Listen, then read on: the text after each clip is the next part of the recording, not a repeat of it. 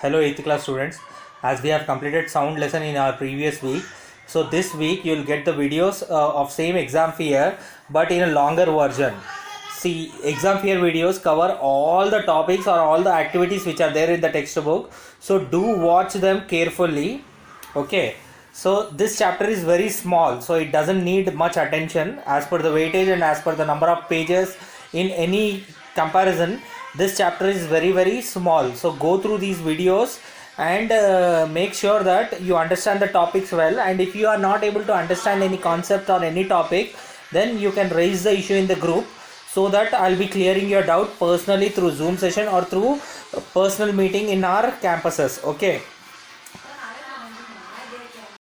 Hello friends, this video on sound part 8 is brought to you by examfear.com. No more fear from exam. So now let us talk about solids. Let us see, or let us try to prove that sound can travel through solids. In fact, you can also prove these small things yourself.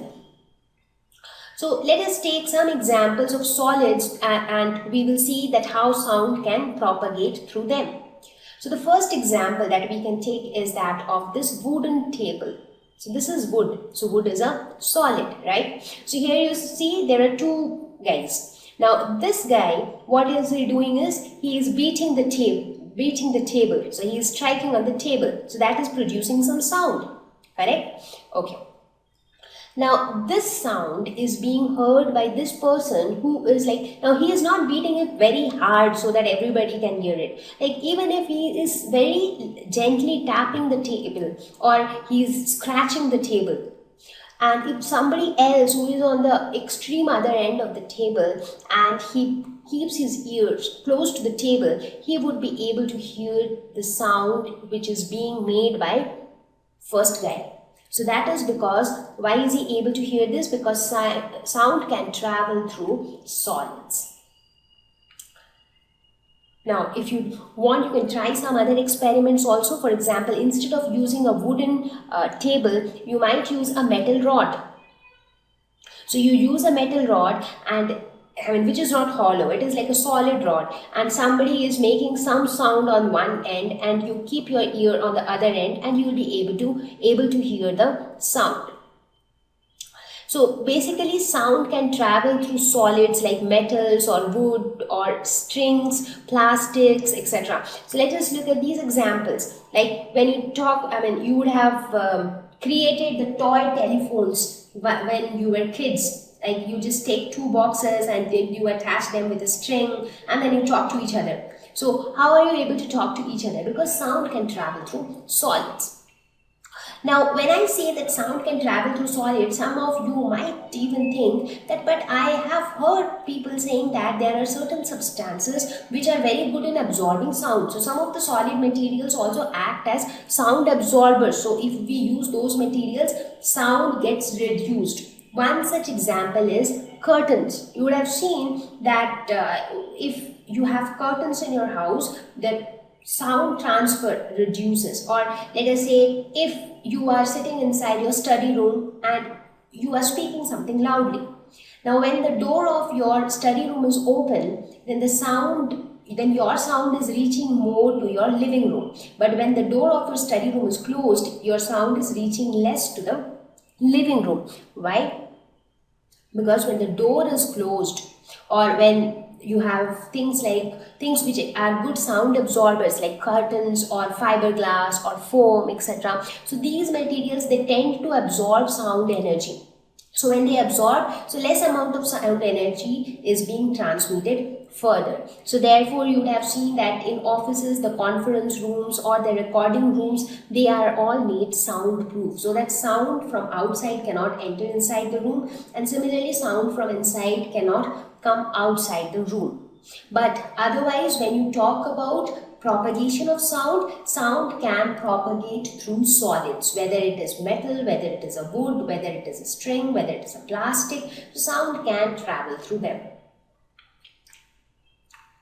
And another important thing is, it is not only that it can travel, and it can also travel in all directions. It is not that it can only travel in one direction or it will travel only linearly, nothing like that. It just travels in all directions. Now we will take the same example. Now this guy is beating the table or striking the table. So the source of sound is here. This person is able to hear the sound from here. Now, let us suppose if somebody is standing here, do you think he will also be able to hear the sound? Yes, of course. If somebody is standing just next to him here, will he be able to hear the sound? Yes, of course. That is because the sound travels in all directions from the source. It is not that it will travel only in one direction. Okay, so this was about propagation of sound through solids. Now let us talk about liquids. How sound travels through liquids. So now, in order to check the propagation of sound through liquids, you can perform this very simple experiment. What you can do is, you take any vessel containing water and fill water to the surface. Now, take a bell deep inside the water. So as you can see here, so the bell is completely under the water, and then you ring the bell. You just move it, so it should ring. Now, if sound travels through water, you should be able to hear the sound when you are at the surface of the water. Now, what do you see? You see that yes, you are able to hear the sound of the bell. So that proves that sound travels through liquids. In fact, this is how the aquatic organisms, they speak with each other. So if you look at the oceans, not only oceans, if you look at a small aquarium, you see a lot of living organisms inside that aquarium. Like you see a lot of different fishes, you also see small creatures. And what do you think? How do they communicate? So they also communicate with some sort of sound. And they are able to communicate with the help of sound because sound can propagate through water. Thank you. Please visit www.examfear.com to watch more educational videos with a better experience. Please do not forget to like and subscribe to our YouTube channel for latest updates. Thank you once again. Hello friends, this video on sound part 11 is brought to you by examfear.com. No more fear from exam. So let us see what exactly happens at the eardrum. Now just take this example. So this example will help you to understand what happens at the eardrum. So let us suppose you have a can. So such that you have removed the top and the bottom of the can. So it is just a cylinder which is open from top as well as bottom. Now you take a rubber kind of a stretchable substance, and you cover the top of this can. Maybe with a rubber band you just tie it up so that that's stretched. So it is like a stretched membrane now. Now you keep few grain seeds here, small grains, you keep it here. Now what do? This side is open. Now you speak something on this side, and what happens? The sound waves reach this membrane. Now this membrane being a stretched membrane, what happens? It starts vibrating. And how do you know it is vibrating? Because these grains, they start jumping. So they also start vibrating along with the membrane. So this shows that when sound waves reach a stretched membrane, the stretched membrane starts vibrating. And a similar thing happens in case of eardrum also. When the sound waves reach the eardrum starts to vibrate. Now what happens due to this vibration? Now due to the vibration of the eardrum, what happens is, these vibration means these kind of compressions and rarefaction will happen. Compressions are these dense areas, rarefactions are less dense areas. Again, compressions are more dense areas, rarefactions are less dense areas. So this is what I was telling you in one of the previous slides, right? So this wave-like structure is being formed. So that is how you get the sound waves. That is how your ear perceives the sound waves. So vibration of the eardrum is the most important thing that happens during the process of hearing.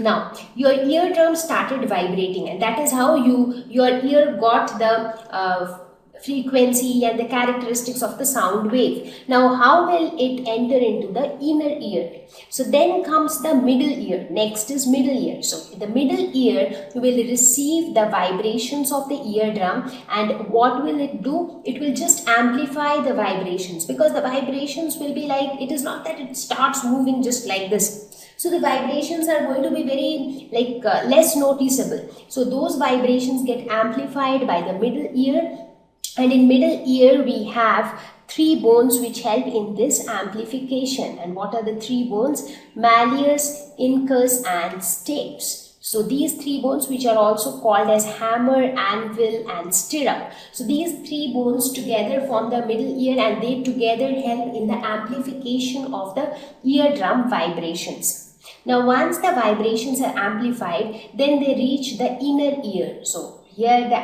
vibrations get amplified and then they reach the inner ear, which is also called cochlea. So cochlea is this coiled structure which you see here. That is the most important part of the inner ear, and in this part the vibrations are converted into electrical signals, because the vibrations alone are not going to help you. The vibrations need to be sent to the brain so that the brain can interpret what you are hearing and send it back to you. So how do you send those sound waves to the brain? So you cannot send it as it is. So the vibrations need to be converted into some electrical signals with the help of your nerves, and then the nerves will carry these signals to the brain, and then the brain will respond back, and that's how you will be able to understand what you heard. So that's how it works. So these conversion into electrical signals take place in the inner ear, and then with the help of the auditory nerve it is sent to the brain.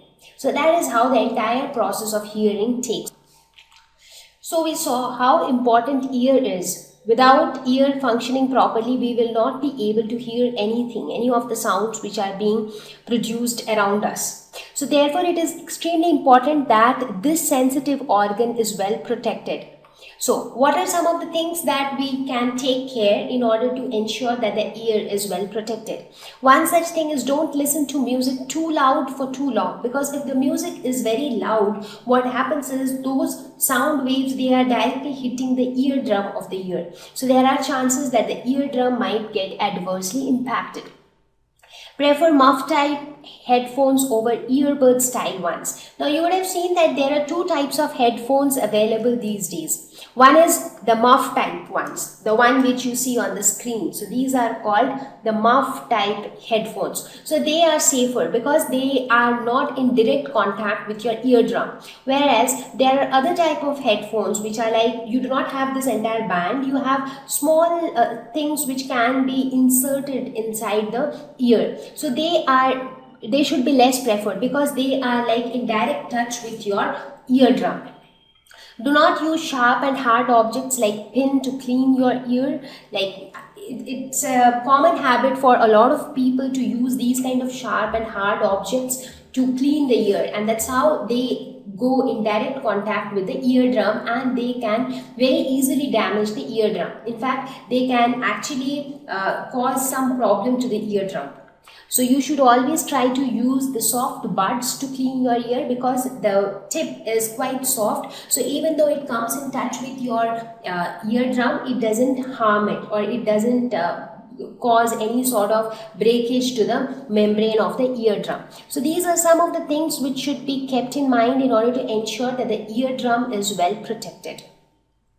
Okay, so by now what all did we learn about sound? How is sound produced, how sound propagates, and how do we hear sounds? Thank you. Please visit www.examfear.com to watch more educational videos with a better experience. Please do not forget to like and subscribe to our YouTube channel for latest updates. Thank you once again. Hello friends, this video on sound part 15 is brought to you by examfear.com. No more fear from exam. Next important thing is pitch of a sound wave. What is pitch? Now, like the way loudness and amplitude are related to each other, similarly pitch and frequency are related to each other. Now, perception of frequency of sound wave. Now, as the frequency of the sound wave varies, the way the sound comes out, that also varies. So, let me give you some examples. Look at the example of a guitar and a keyboard. So, the sound that comes out of a guitar is very different from the sound that comes out of a keyboard. Similarly, if you look at the male and female voice, do you think that the voice of a male and a female are similar? No. So that they are different. So a female voice is more shrill, whereas a male voice is more hoarse and rough. So why are these differences? These differences are due to the differences in their frequencies. Now as the frequency changes, pitch of the sound also changes. Now higher frequency will have higher pitch and lower frequency has lower pitch. So when we say pitch, pitch is nothing but shrillness in the voice. For example, if you look at a female voice has higher pitch when compared to a male voice. A male voice has a lower pitch. So the male voice is less shrill. So that is pitch. So this means that the frequency of the sound produced by a female is higher. Now what do we mean by higher frequency? Okay, so if we talk about high frequency, so high frequency would look somewhat like this. That means it is covering too many oscillations over a period of time. So the waves will be like closer to each other because more number of oscillations are happening over a period of time. Now if you talk about low frequency, so this is how it would look. So in case of low frequency, if you see, the waves are more spread, therefore the number of oscillations. So here if you see, over this much period of time, the number of oscillations are maybe how many oscillations are there? 2, 3, 4, 5, 6, almost 9 to 10. But here how many? Only 1, 2 and 3. So here, so this is how a high frequency will look like and this is how a low frequency will look like. So high frequency would mean high pitch and low frequency would mean low pitch. So objects of different sizes and conditions vibrate at different frequencies to produce sounds of different pitch. So let us look at a low pitch and high pitch sound. So here you can see this has low frequency. Now since it has low frequency, therefore it has low pitch. In this case, this has high frequency and therefore it has higher pitch.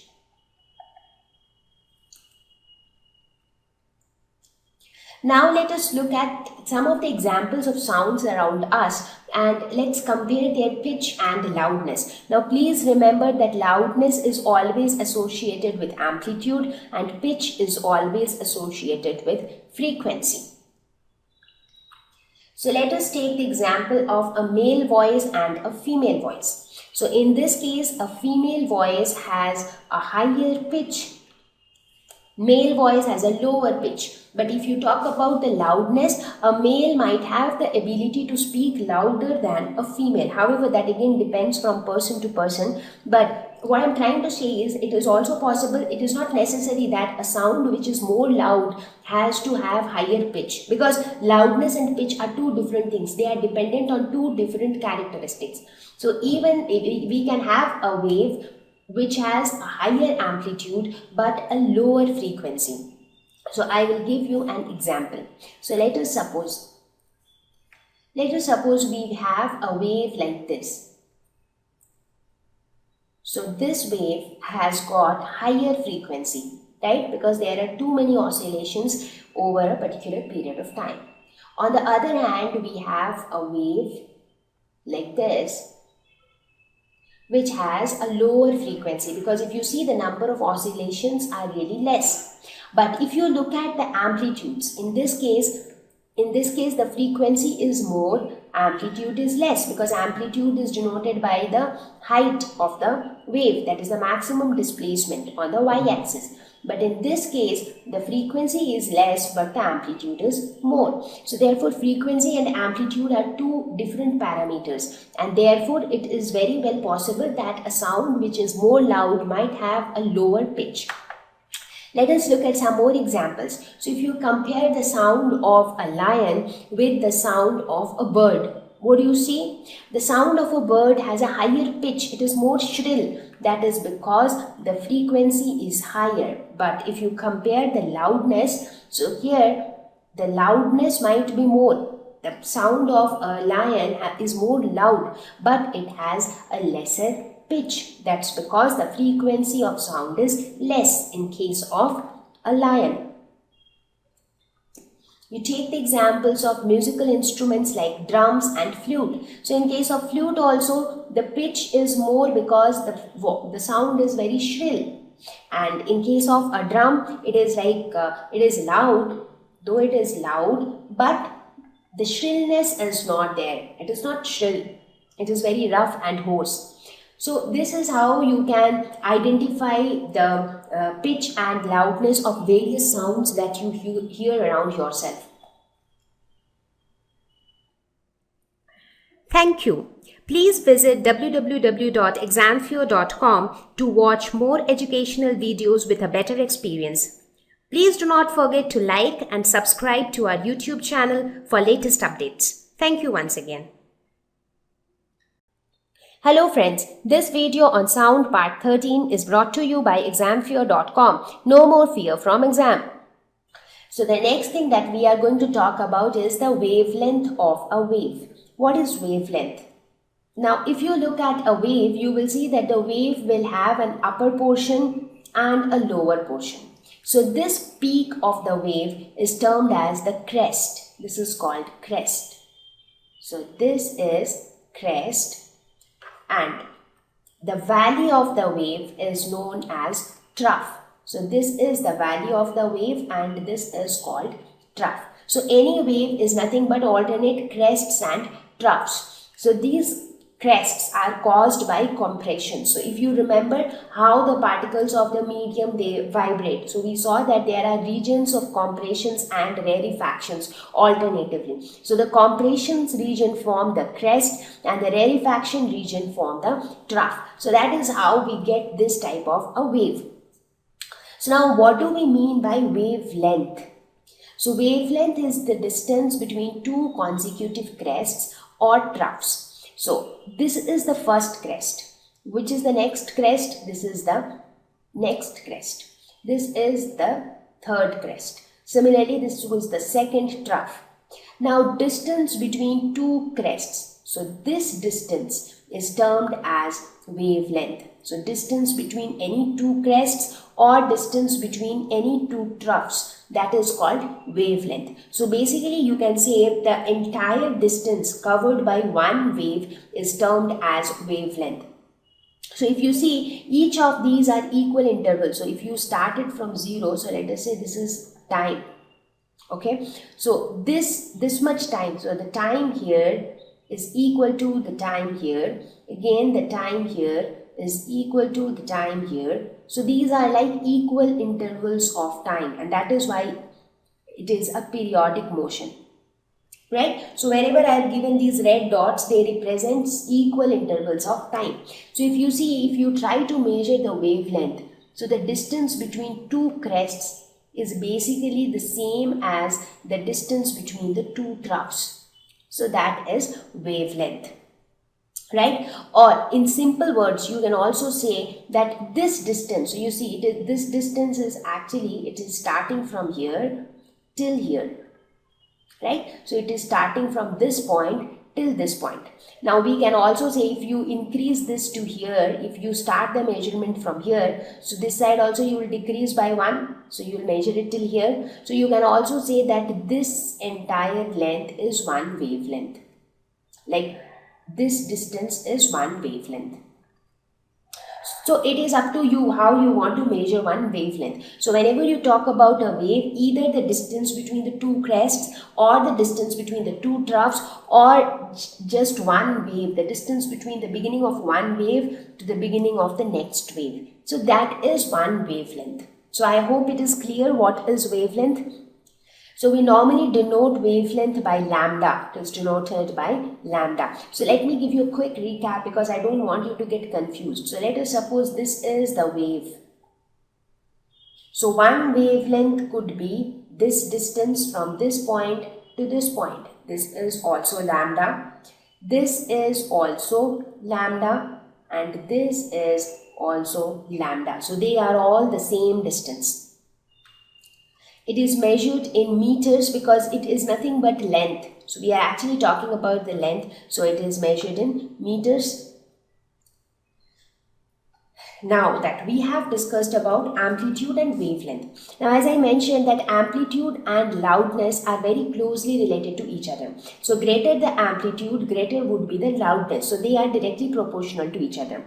So loudness, to be more precise, loudness is proportional to the square of amplitude of vibration that produces the sound. So that means loudness is directly proportional to the square of amplitude. So if your amplitude becomes double, then your loudness will become 4 times. Right? If your amplitude becomes 3 times, then the loudness will increase by 9 times. So even though the force, and your amplitude is dependent on the force. So basically, if amplitude is increasing by small amount also, but the loudness is going to increase by a large amount. So if, let us say, amplitude increases by 4 times. So earlier the amplitude was say A, and now the amplitude has become 4A. So what would be the loudness? Now loudness is proportional to the square of amplitude. So therefore loudness will become 16 times. So loudness will increase by 16 times. So with that, you can just make an idea about how the loudness increases in the different sounds. Let us take some of the examples of sounds around us. So let's take the sound of the horns of vehicles during traffic hour. So what is the sound? You will see that a lot of vehicles are honking during traffic. So the sound that time is almost around, the loudness is around 70 decibels. So decibel is the unit in which loudness is expressed.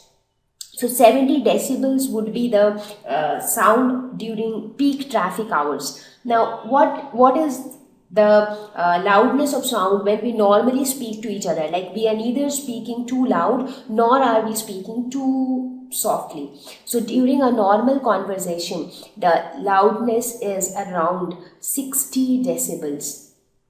So you see, during traffic it is little more than our normal conversation. Now let us suppose if you are whispering. So during whisper, this loudness becomes almost half. It is around 30 decibels.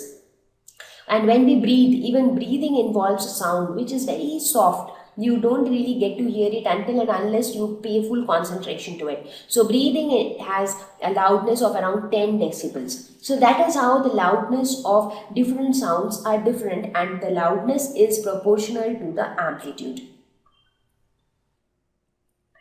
Thank you.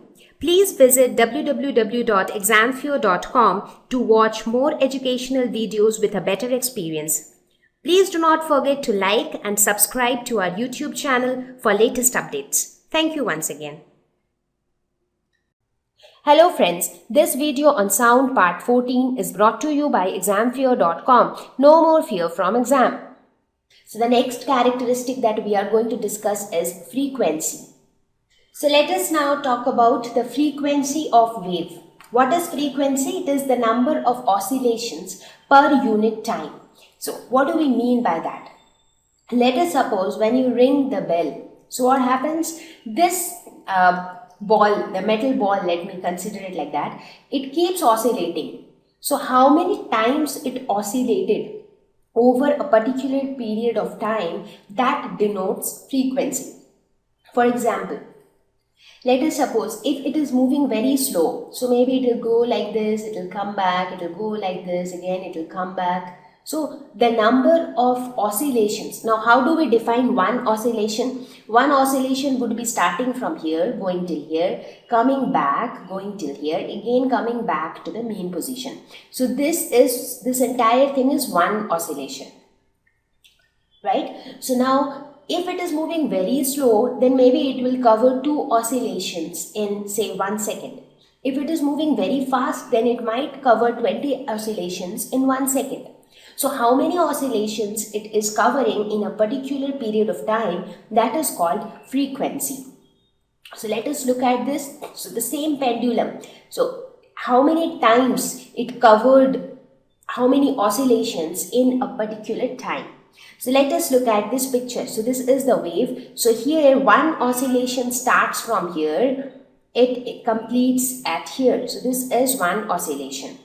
So till here is one oscillation. From here till here is second oscillation. From here till here is third oscillation. So how many oscillations it is covering in a particular period of time? It is denoted by nu, and the SI unit of frequency is hertz. So hertz is named after the popular scientist. So frequency is measured in hertz. Now what is time period? It is the time taken to complete one oscillation. So just now I was telling you that what is one oscillation? It's if you start counting from here, so from here till here is one oscillation. So whatever time is taken to complete one oscillation, that is called time period. So this time would be called time period. Now, obviously, since it measures time, therefore the SI unit is seconds, and there is a very close relationship between time period and frequency. Because if you look at it, they are very closely related. So let us try to find out the relationship between frequency and time period. So frequency is equal to 1 by T. So frequency is equal to 1 by time period. Why? So let us see why is it so. So what is capital T? It is the time period, that is time taken to complete one oscillation. Correct? So that is capital T. And what is frequency? Frequency is nothing but the number of oscillations over a particular period of time.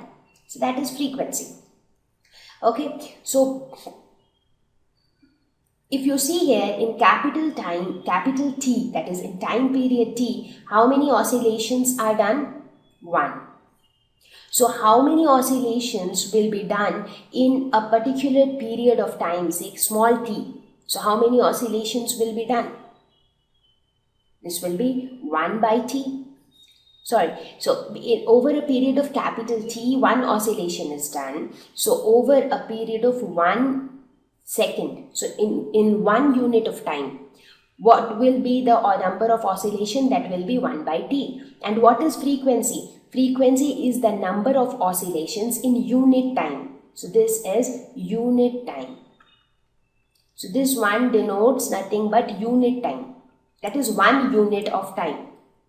So in unit time, the number of oscillations is 1 by t. So, and this is nothing but frequency. This is the definition of frequency, number of oscillations in unit time. So that is why frequency is equal to 1 by t. Thank you. Please visit www.examfear.com to watch more educational videos with a better experience. Please do not forget to like and subscribe to our YouTube channel for latest updates. Thank you once again.